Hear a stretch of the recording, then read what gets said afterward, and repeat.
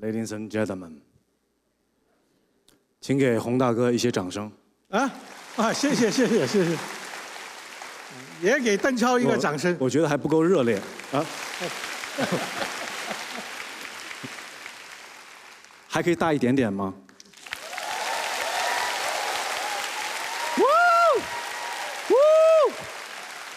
因为接下来我们看一下入围最佳音效的作品有。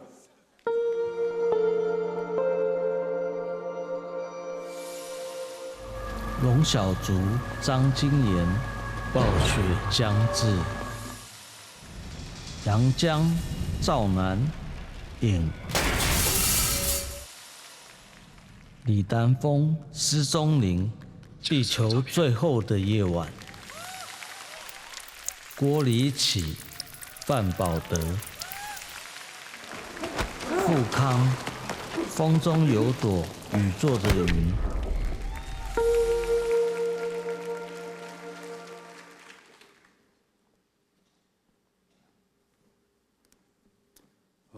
很紧张。我现在轻松很多，不用我念了。真的。第55届金马奖最佳音效得奖的是洪金宝，绝对不是，我没有参加。李丹峰、施宗林，《地球最后的夜晚》。李丹峰是旅发多年的声音指导，2007年回到中国，参与了《天柱电影》《百日焰火》等电影录音。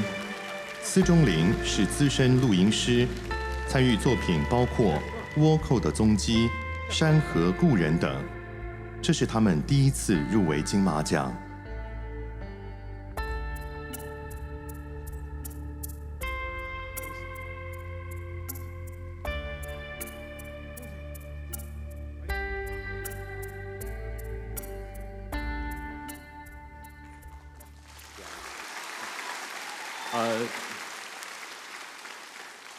哇，好激动啊！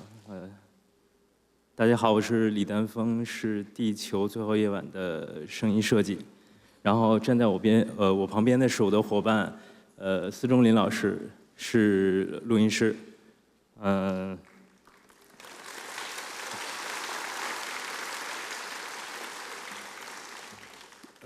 首先非常感谢金马奖，然后感谢各位评委给了我们这样的鼓励，很高兴。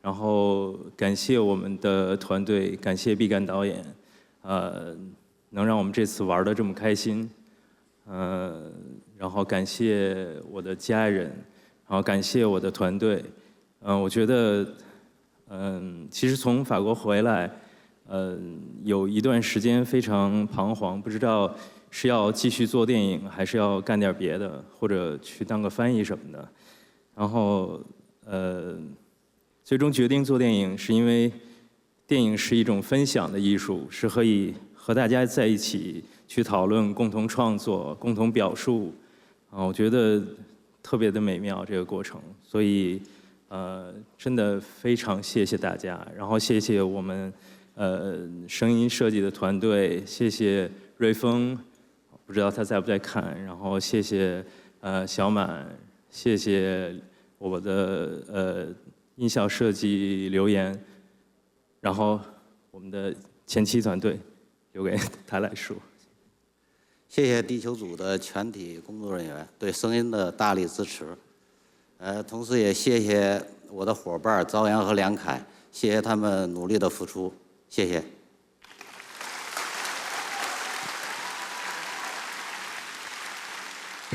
谢谢颁奖人，也恭喜得奖者。